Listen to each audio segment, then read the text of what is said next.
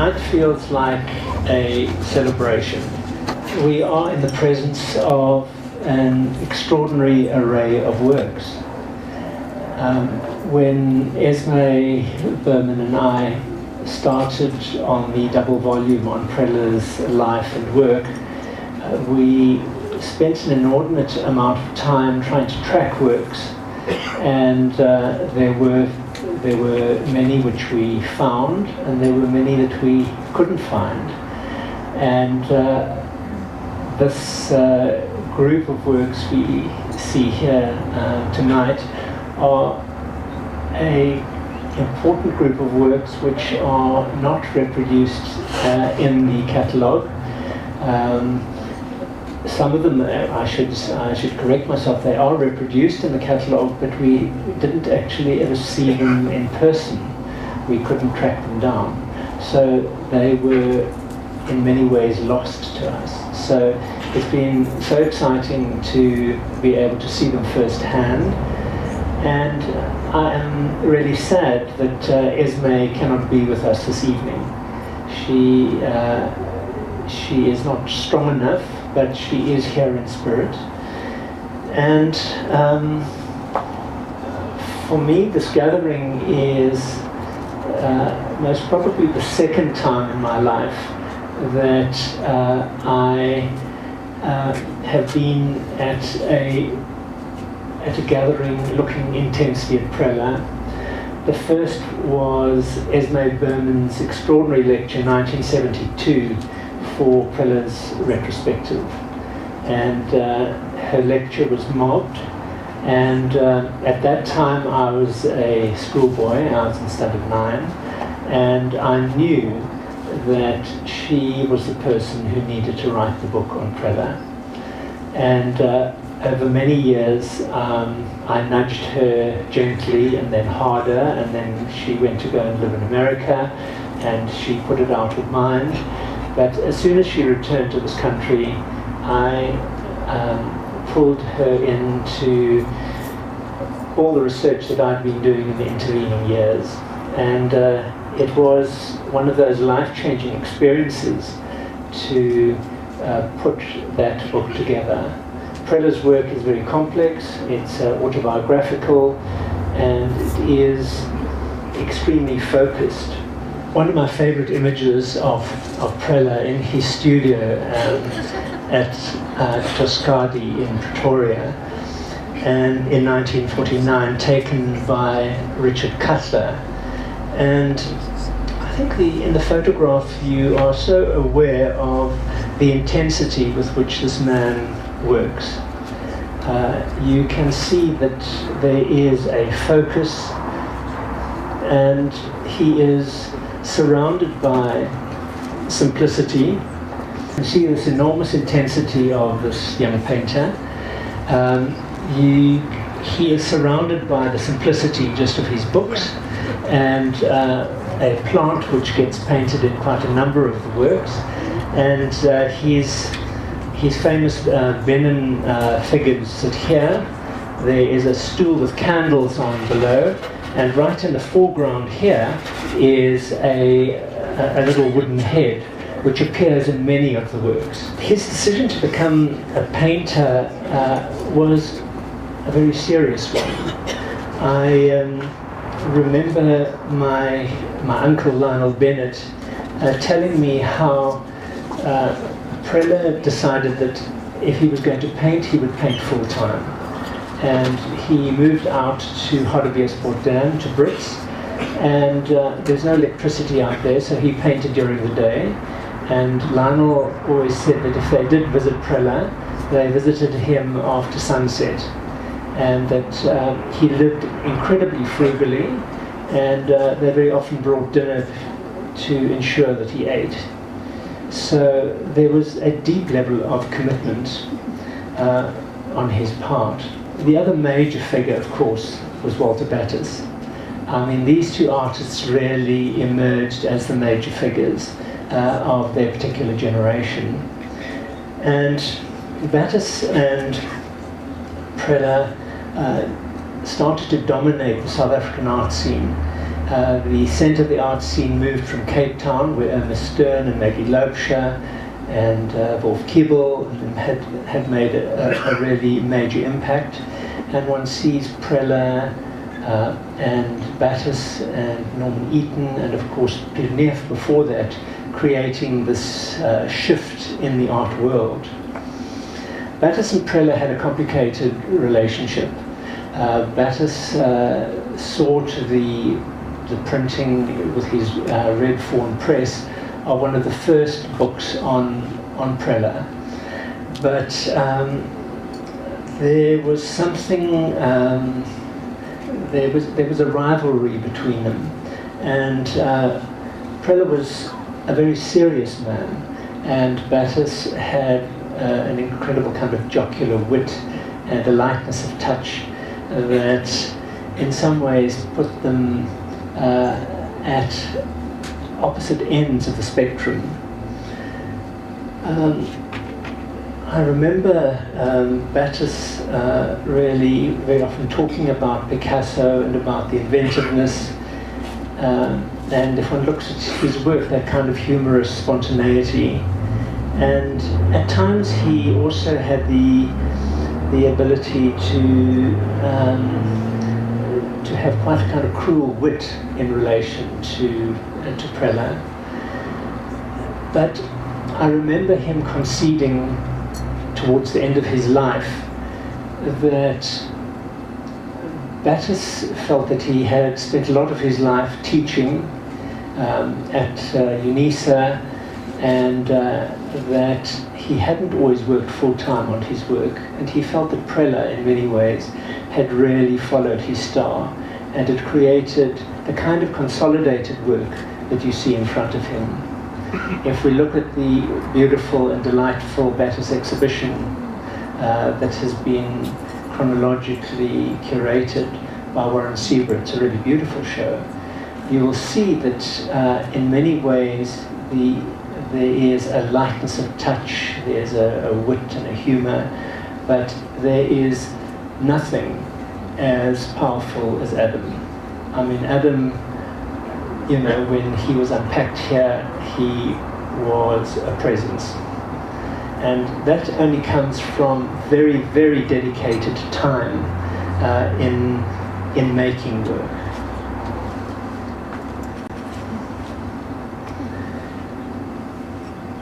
Bettis's role model was Picasso, as I mentioned. While for Preller, from very early on, his mentors were Van Gogh and Gauguin. And they were to have a profound influence on his work. And here you can see Preller's famous Man in the Sun on the left, which is in the Pretoria Art Museum, very important early painting. Produced shortly after he'd finished studying in London, and it reflects his engagement with Van Gogh. There is a certain intensity of colour, but the radiance of mark making in the Van Gogh is somewhat tempered in Preller's work, where it becomes much more structured, and the colour becomes much more low-key in these olive greens and khakis and golds, which somehow seem more African. The structuredness of the paint becomes closer to the very early Fauvism in Matisse's work, with his famous painting of the green line down the centre of the woman's face. One of the beautiful, very early works on sale behind the screen here is called Braying the Rims of 1935, and it was done after Preller returned from London in 1935, and it was shown initially in Johannesburg at Leon Lefsen's photographic studio, and then later in Pretoria. And it has again these very strong structural paint marks that have allusions to Van Gogh, but most probably more so in the subject matter of this figure moving around in a circle, creating the tension as the thongs of leather are twisted to soften them. There's a very beautiful structure in the painting which really talks to the form of the circle that this figure walks, as well as these tied lathes of natural wood, set against a background of a river, emerald green, what looked like cacti, and a really opulent blue, which throws the whole work into a powerful kind of symphony of colour. So in these early works, there is a sense of Preller really being a colourist.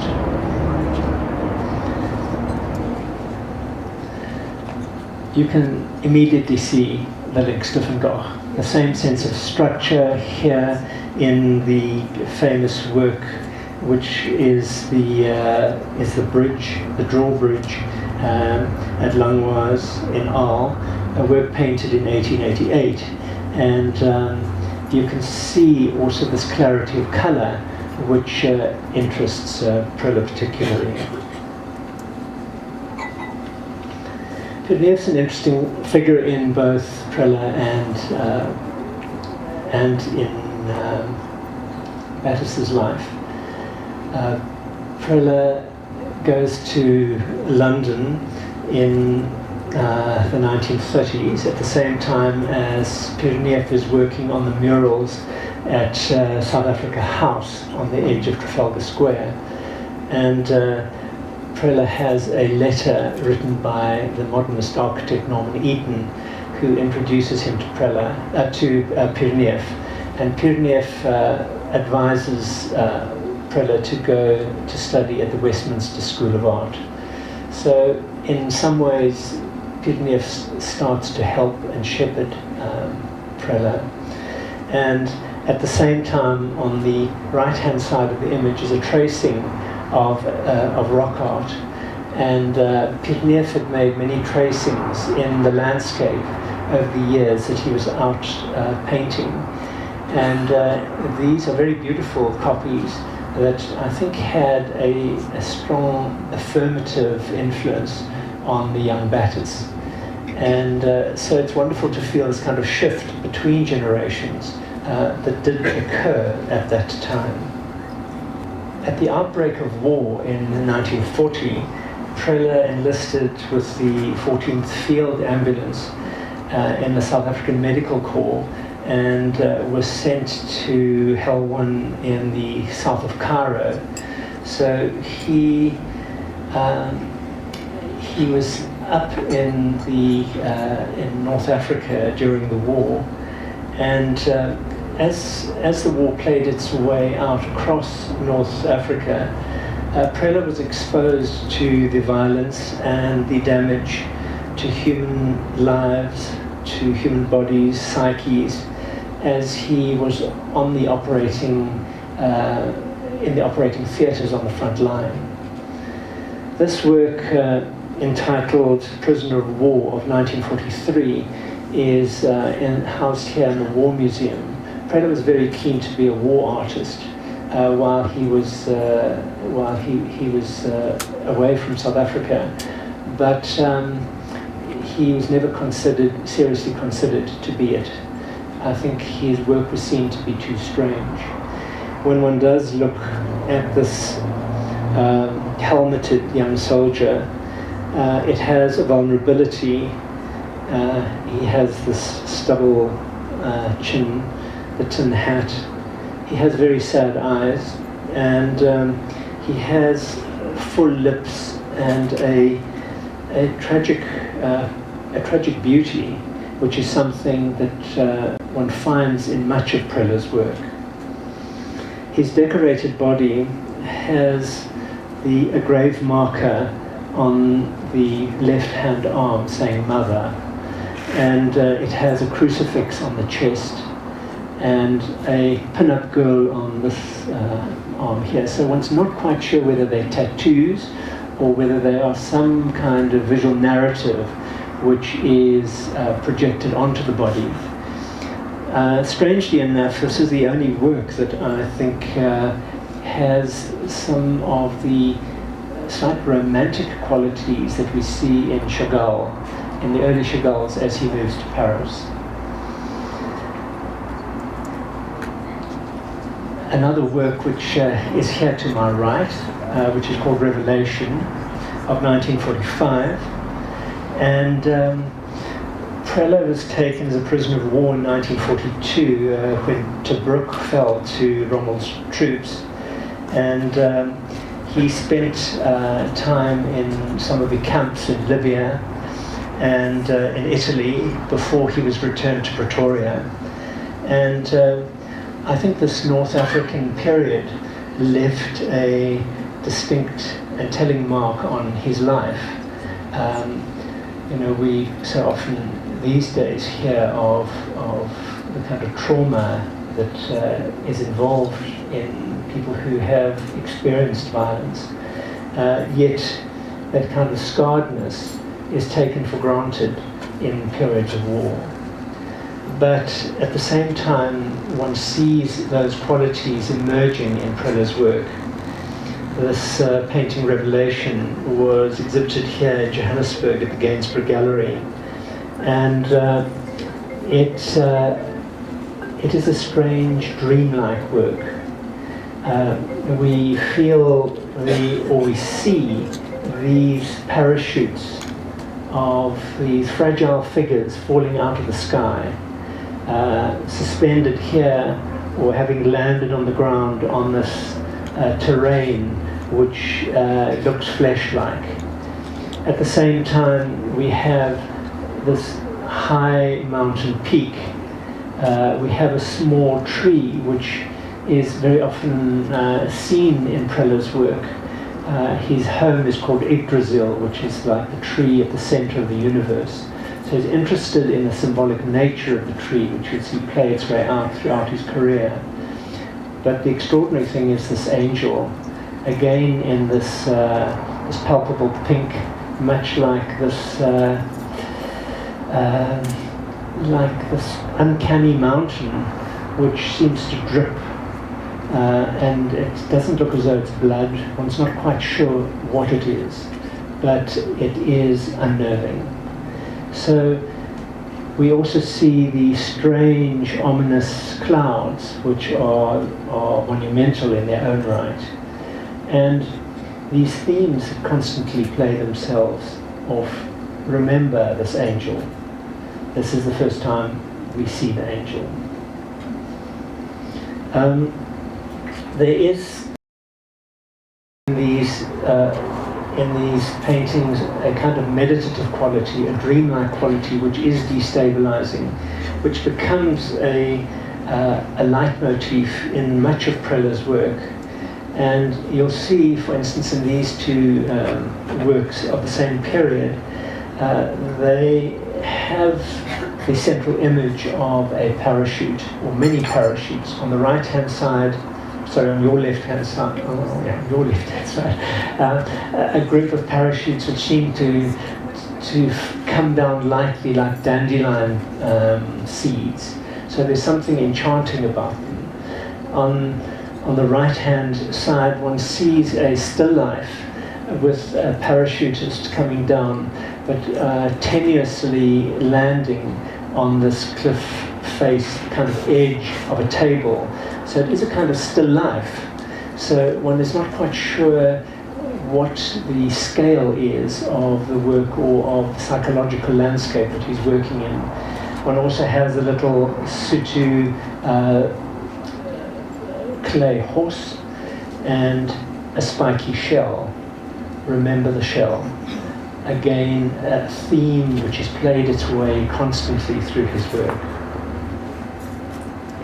So they appear in this work called Wounded Sculptures from 1946. It again has this enigmatic, dreamlike quality, And when we see a large number of ancient Greek sculptures painted in this undulating green landscape, and a bay to the right-hand side, and a strange temple-like form, which has a kind of metaphysical quality. Preller is very often spoken about by the general public as being a surrealist, and I don't think he really is a surrealist. His work is much closer to the metaphysical painters from Italy, like De Chirico. The strange thing, though, is that when Preller looks at the fragmentary sculptures in the Louvre on his visit to Paris, he comes back and he is really not able to see them as remnants of the past, just as ancient fragments, but they become much more palpable. They become injured bodies, and he sees in them the injured bodies of the young men on the front lines, those who were wounded and hurt during that period. And so it really is something that troubles him, and he worked through that in these works over a long period. What is fascinating with Preller is that they're always direct quotations. So this is a famous archaic Greek sculpture called the Rampant Knight in Munich, and you can see his rendition of it in the painting. An extraordinary painting. I've never seen a photograph of it. She appeared out of nowhere, and I think she was generically known as the woman with red hair, and I've chosen to call her Ophelia. She's painted in 1944, and it's in Preller's early style of the staccato-like fluttered mark, which appears across the surface, and it depicts a striking young woman with a distinctive elongated profile, and she has very beautiful full lips, and her forehead is prominently defined by a horizontal headband of cloth, which is pinned on the left by a kind of a silver brooch. Her pallor is pink within this dominantly blue work, and it seems as though she has theatrical makeup on, suggesting that she might be a character out of some theatrical play. And at the same time, her body is transformed into this blue color, which is almost like a body stocking. I mean, you see her pert breasts, and her body is covered in scattering of delicate flowers and a butterfly. And they seem to me to allude to Ophelia drowns herself, and you very often see her with the flowers strewn around her. So Preller uses the body as a surface on which to tell a story. So as we saw with the crucifix on the chest of the young serviceman, here we read this body in a different manner.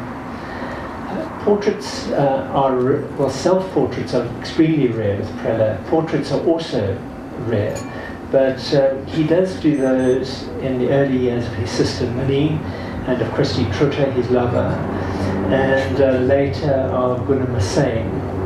And I think that there is a work also done by Preller in 1952 entitled Profile, and it is a portrait of his friend Pat Phillip, and she has this distinctive nose and lips, and you see her in a press photograph next to her painting at an opening in 1952 at Gallery Vincent in Pretoria. And so I think she is the prototype for Ophelia. The work, if we if we look at her body here with the flowers over it, is not dissimilar to a very famous work by a Preller called Fleur de Mal, painted in 1944, the same year. And here the torso of the young man has flowers that settle on its surface like butterflies. Yet the subject of the work originates in the operating theatres on the front line of North Africa, with the offences happening around him. The young man's shrapnel wounds are treated with swabs of gauze inserted into his perforated body. But Preller transforms them into these flowers, and so he so often deals with this paradox of pain and of beauty. And it's a leitmotif that makes Preller's work so powerful. In 1948, Preller sails up the east coast, up to the Seychelles, to be on the island of Mahé, where he settled for a number of months at Bay-Villon. And this painting, The Fisherman of Bel-Ombre, is painted in a small cove just down the coast. This painting at the Johannesburg Art Gallery is very famous and very beloved. And as you look out from this bay, this is Silhouette, and this is the famous small island called North Island, where I've spent time working on some of my big leaf drawings. And it was wonderful to eventually go and find this place and to see how he had rendered it. Preller completed a series of evocative paintings of pairs of sandals while he was in the Seychelles, and he successfully uses them as a series of still lives in relation to decorative cloths from the East African coastline, very graphic forms which he uses to create almost fantastic landscapes with. So he is in the Seychelles between 1948 and 1949, and during that time he travels between the islands, and this is a work that again has come up for sale in the far corner, and it's one which Esme and I have never seen, but it is very distinctive, and it's known as archaic sandals, and we see how the sandals are fastidiously painted on a very fine cotton duck. It's like a cloth on which he's painting. And what is particularly unusual in this version is that there is a sense of human presence. There's almost a biblical foot that steps or strides into the picture, and it seems to step over a woven mat onto the aquamarine surface of sand which has been solidified by water, or is that seaweed? One's really not sure. But in the true spirit of Preller, this series of unusual still lives is able to evoke a sense of the idyllic, and to be able to conjure majestic qualities from a modest local pair of East African sandals. Many artists have painted their shoes, and they've always formed a kind of self-portrait and a social comment around their daily lives, as in the case here with the Van Gogh painting of the heavy workman-like shoes, which allude to the oppressive conditions of the farmers in the Boreage, where Van Gogh goes in his very early years, and he makes those very powerful black and white drawings of the potato eaters. And so we sense the heaviness and the workmanly-like quality in those, whereas Preller's exquisitely crafted Indian or Arabic sandals are here worn on the beautiful beaches of the East African islands, and they allude in some way to him distancing himself from the constraints and the oppressiveness that he felt really within South Africa. In terms of being a very conservative society, I think as a gay man, he felt deeply constrained, and he at this time goes to the Seychelles to find himself. Karel Nel suggests that he goes to the Seychelles, and he spends his time making these idyllic paintings, but there are also a series of paintings which are very painful and that are in some ways trying to come to terms with his innermost self. This small work is called Small White Bull of 1953. It's in the Sassol collection, and it refers specifically to a focus on the iconic nature of the bull and of cattle within the Southern African region. Cattle all along the East African coast have been a central part of the economy. They have also been the link to the ancestral world, and they are used really in powerful ritual ceremonies, which are a link between the physical and the profane and the sacred. And in this work, you see how this monumental animal is in this beautiful curved space that looks a bit like the walls of Great Zimbabwe, and with enigmatic paintings which I think allude to Ndebele paintings that he saw, and then the central axis which goes up this enclosed space, which would allude really to the axis mundi, the center of the universe. A glorious little work on the far side, one which I've never seen, called Ritual Bull of 1949.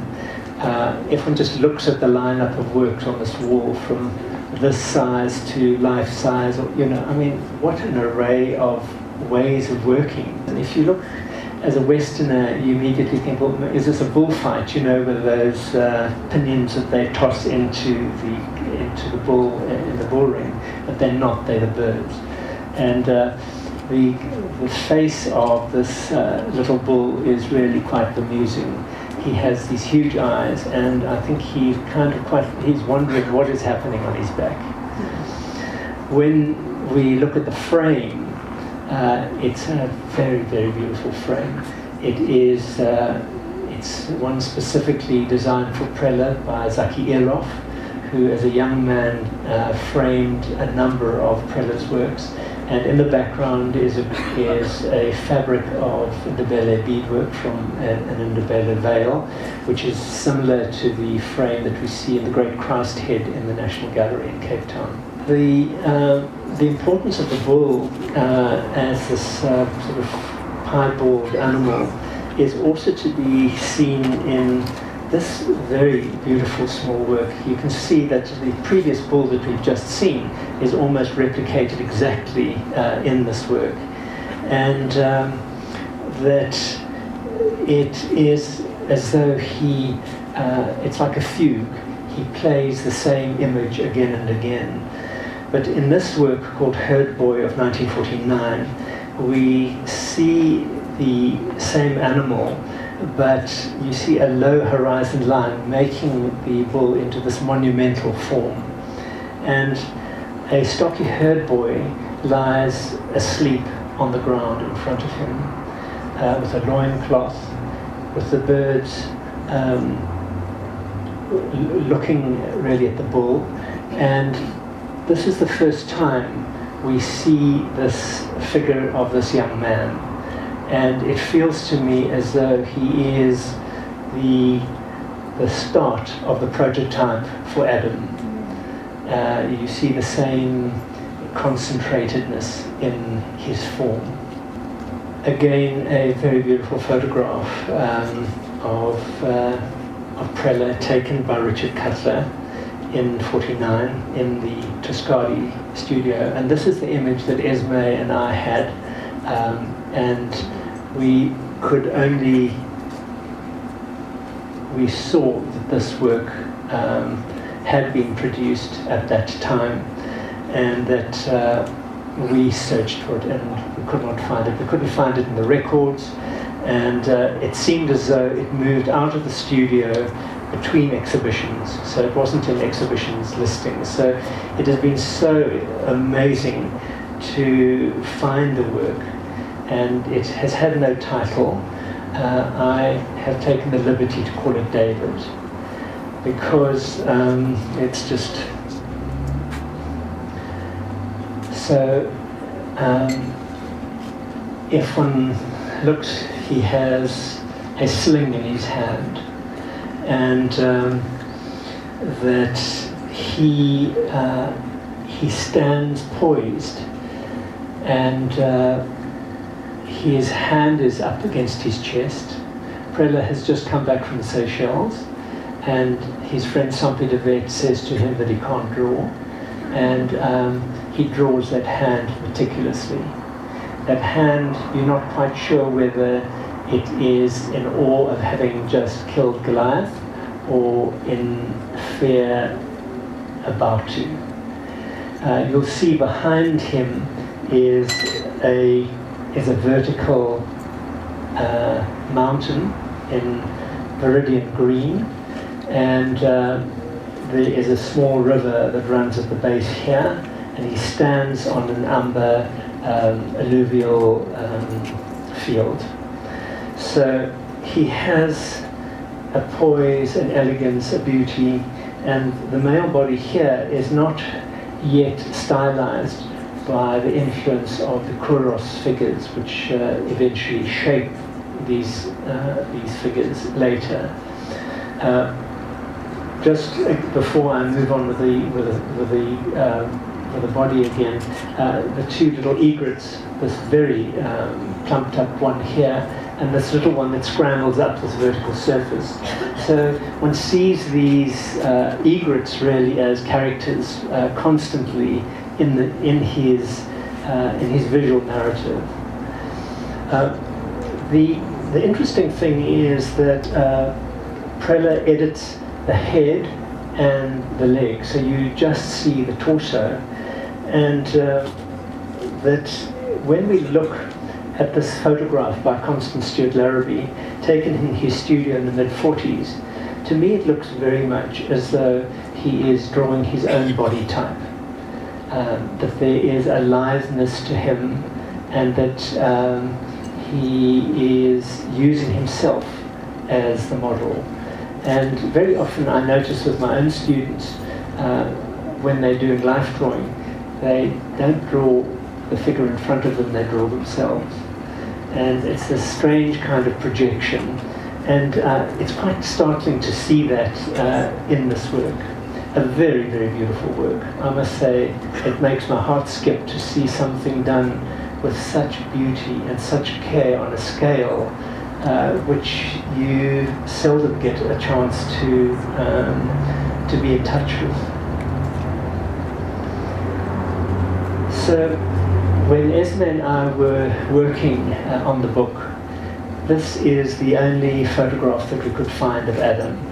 It came from an article in the 1969 Outlook magazine, and it was an article about his intaglios, and it was for his first exhibition of these at the Lychee Gallery in Johannesburg in Bree Street. And we tried all over to track where this work was, and we eventually used the black and white image, and Esme did a 4-page spread on it because she considered it so important. We eventually did find out that it was somewhere in America, but that's as far as we got. The interesting thing is when you do look at this original photograph, there is Angel of the Lord here, and in the background is Rima, and this is a staircase that goes up in his studio. So it was photographed before it went to the Lychee Gallery. Well, you have the real thing in front of you, which follows you around the room, and it is a very strange and a very provocative and very engaging work. I mean, I have never stepped into any museum in the world and seen anything quite like it. It is totally idiosyncratic, and what Preller was doing is that he made Adam in 3 dimensions, and then he cast a mold of it. So Preller's work is very often focused on space, clarity, and your negotiation of that space. Bettis very often really works with sheer sense of physicality on the surface or the quality of line. Preller's work really questions this surface that we look through. So the mysteriousness of work like this is that when you see it collapses in on itself, and that you have this sheer mysteriousness of the object. So the Adam is the first man, and it's just smaller than life size, and it is placed on this deeply recessive blue background, which looks like a shield, which is punctuated by these dots across the surface, and then these very beautiful half curves that seem to push the figure from one side. The masculinity of the figure is very pronounced, both in the beard and in the physique, and it is quite different in many ways to many of his kuroses, in that it has this sheer kind of masculine presence of Adam as the first male, but one's not quite sure whether the arms are broken off or whether they are tied behind the figure, or whether he is Persian or whether he is Western. So there are many ambiguous qualities to him. He also has qualities that are bacchanalian. He looks like some of the Greek satyrs, and so with that there is this acceptance of the body, of sexuality and of sensuality. The male nude appears often in Preller's work, and here we see the Kouros figures. On the right-hand side, the 5th century pieces from Greece, with this clarity of form, these young male figures of athletes who are seen as heroes, as gods. And one sees that translated into one of Preller's works here, and part of a series that he does related to the male form. In contrast, we see in works such as Saint Sebastian an embodiment of pain. It is a Christian symbol, but here he translates it into a Bakongo power figure, and so you get this extraordinary kind of translation as it crosses boundaries in cultures. It talks about the potency of the human form, and also of violence, but also of external and internal conflicts, which were about general struggles, but were also about his own deep internal struggles.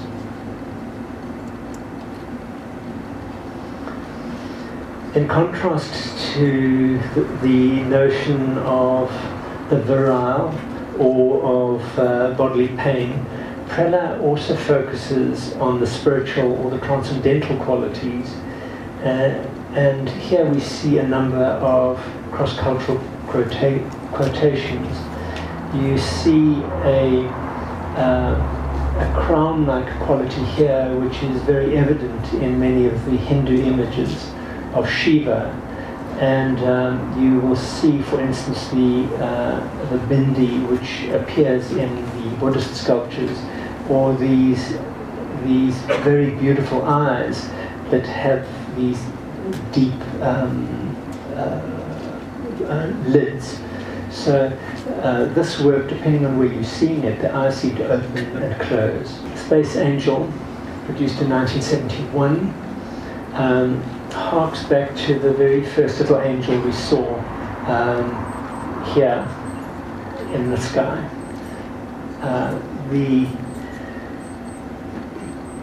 We have that little figure, the little angel floating in the same sky as the fragile parachutists. But here the angel has changed into a powerful, iconic form. It's disembodied. It has this very beautiful, almost Egyptian-like profile with the eye, very sheer nose, sensuous lips, and it is a prototype that Preller develops over a period of time and finds its way through many works as he explores the intaglio method, or painting, just flat oil painting, or here in this particular work, which is very late, it's the surface is richly embellished with gesso, and then it is painted up, so it has a sumptuousness to it. The development of the angels comes also from the influence of Egypt, but also here from the Benin heads from Nigeria. This is an ancestral head from the shrines collected in 1896, and the Angel of the Lord, which sort of plummets downwards, reminds me very much of those figures that you see at the corners of old maps blowing the winds. But other versions of the same angel seen here on the left, an intaglio, on the left, your left, is an oil. On the right here is an intaglio. You can see it's the same prototype, and it has no body. It reminds me, in fact, the closest I can think of it in the natural world is those fabulous sunfish that just have like those two fins at the top, and it's a big body and just a tiny tail, and the way that they move through the water feels like nothing else I've ever seen. I mean, they're beautiful. So there are those qualities, and we see these levels of translation in Preller. So that this angel here seems to float off into deep distance in that blue, and this angel here feels like some ancient fragment. And so he's playing with this evocativeness all the time.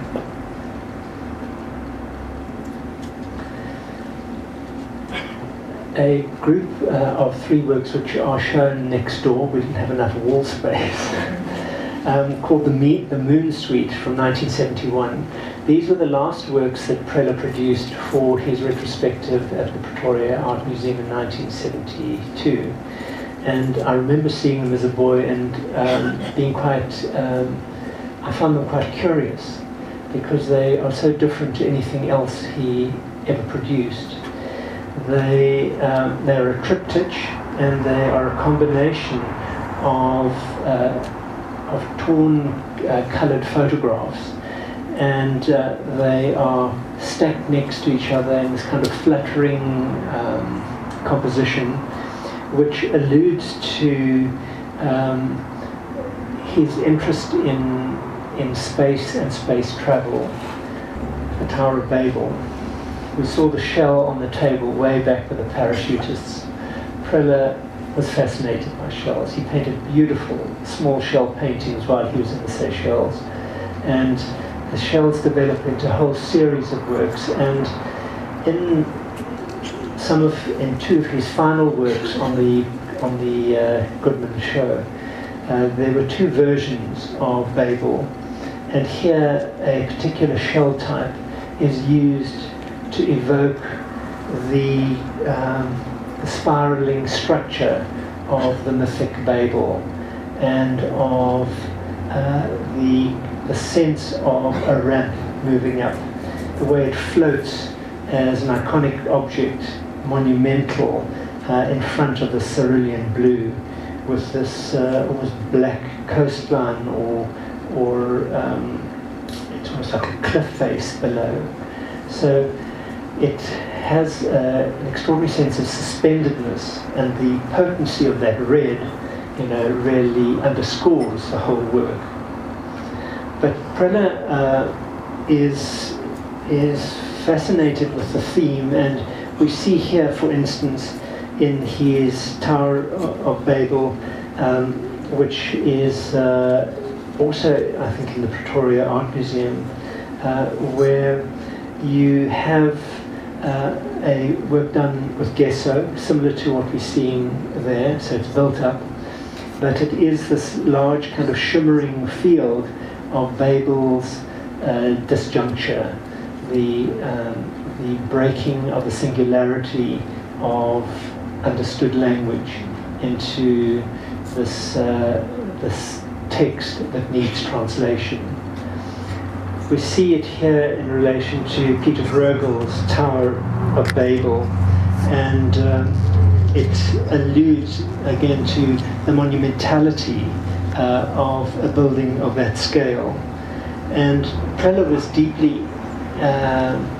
deeply interested in the architecture of the Near East.